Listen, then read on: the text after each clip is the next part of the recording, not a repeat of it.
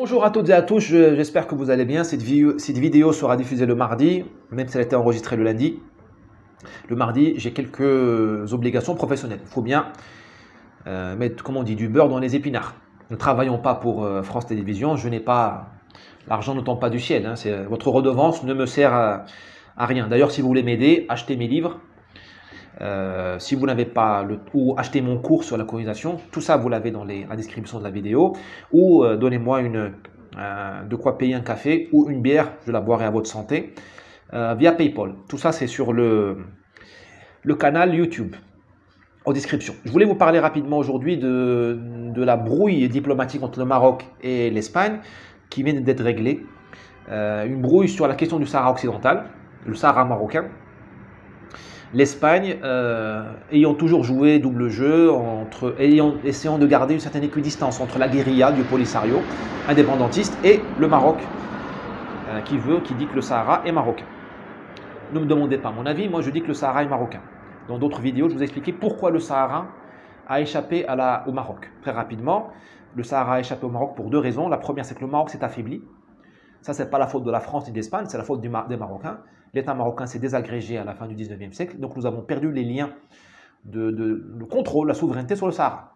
Mais depuis toujours, le Sahara est une zone marocaine avec une souveraineté très intéressante, c'est-à-dire que nous n'avions même pas besoin de l'occuper parce que le Sahara n'avait aucun intérêt économique. C'est un pays vide. Il a fallu juste que les tribus du Sahara nous payent le tribut de temps en temps et nous fassent allégeance. C'était une espèce de frontière énorme.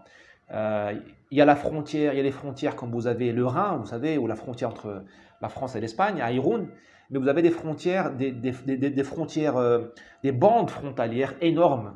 C'est le typique du Sahara, typique des zones de désert, où le garde-frontière, c'est le bédouin, c'est le Sahraoui. Parce que c'est des frontières, on n'a pas beaucoup d'argent à gagner, donc on ne met pas des douaniers, on ne met pas des frontières avec des murs et tout ça. Ça ne vaut pas la peine. On met des tribus agressives, les Sahraouis, des tribus très nobles, guerrières. Saint-Exupéry en a parlé longuement dans ses livres. Et elles font le travail de garde-frontière, elles castanent tout le monde, elles rasillent tout le monde. Et de temps en temps, elles vous payent le tribut et tout le monde est content. Voilà. Or, nous avons perdu le contrôle de ces tribus parce que nous sommes dégradés en tant qu'État marocain à la fin du 19e siècle. Et puis, est intervenue une double colonisation française-espagnole dans un territoire exigu. J'en ai parlé dans mes vidéos relatives à Tindouf il y a quelques mois. Et donc la région, elle est restée à cheval entre la France, l'Espagne. Et en plus, il y avait plusieurs France dans la région. Le Maroc français, c'était le ministère des Affaires étrangères, avec l'IOT et ceux qui l'ont suivi, ses successeurs. La France, c'était l'Algérie, c'était la France, donc c'était le ministère de l'Intérieur. Et si je me souviens bien, la Mauritanie, c'était l'AOF, et c'était le ministère de la guerre, ou je ne sais plus. Enfin bon, ou la marine. Donc il y avait trois ministères pour un territoire exigu, trois France. Et vous connaissez les histoires de bureaucratie, ils ne sont pas mis d'accord. Donc vous aviez trois pays, trois France, trois ministères, plus l'Espagne, plus le Maroc, bah, ça fait 5 pays, impossible de se mettre d'accord. Et donc là, toute la région là est restée une région un peu en stand-by, en pointillé. Et la guérilla est apparue au début des années 70 dans la région, et là, tout le monde a fait semblant de découvrir que la région était disputée.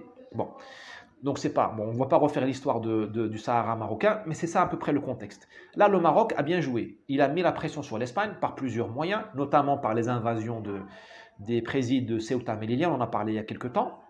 Moralement, moi, j'aime pas l'invasion de Ceuta et Melilla. Moi, j'ai une adoration pour le... Moi, je suis un conservateur de musées. Pour moi, il y a des musées vivants. L'Europe, c'est un musée vivant.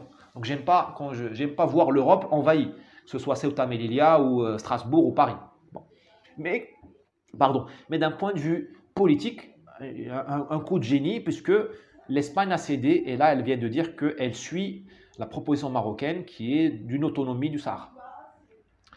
Bon, une proposition qui a déjà quelques années, une quinzaine d'années, qui a du mal à avancer, mais bon, c'est ce que voulait le Maroc. Il voulait que l'Espagne s'aligne sur sa position à lui et cesse d'être à équidistance entre la guérilla et le Maroc. Donc, chapeau les Marocains. Quelle est la leçon de tout ça? La leçon de tout ça, c'est que quand on veut, on peut. Vous voyez, les Marocains, ils ont utilisé les armes qu'ils avaient, les armes du faible, l'immigration. Parce que le Maroc n'a pas de bouton nucléaire, le Maroc, ce n'est pas la Russie, on n'a pas de missiles hypersoniques. Nous sommes un petit PIB. Enfin, le PIB de l'Andalousie, si ma mémoire est bonne, je crois qu'il est plus grand que le PIB du Maroc. Il faudrait vérifier.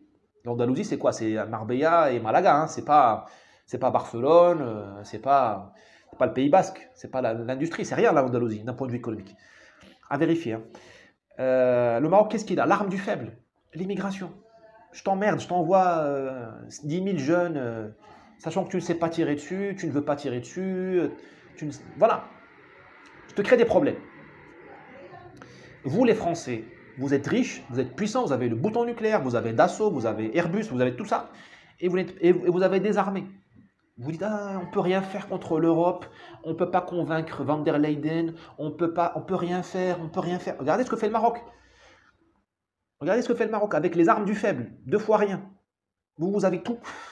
Vous avez les hommes, les intelligences. Nous aussi, nous avons les hommes et les intelligences. Les Marocains sont très, très, très bons. Hein. Je tire mon chapeau à ceux qui ont fait cette stratégie-là avec l'Espagne. Vous avez encore des cerveaux en France. Vous voyez quelqu'un comme Védrine. Hein. Il est de gauche, mais ce n'est pas un défaut, ce n'est pas un péché capital.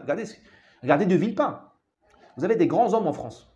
Vous avez des grands généraux, vous avez des stratèges, vous avez des grands fonctionnaires, vous avez un grand PIB, vous avez des instruments de poids, de puissance.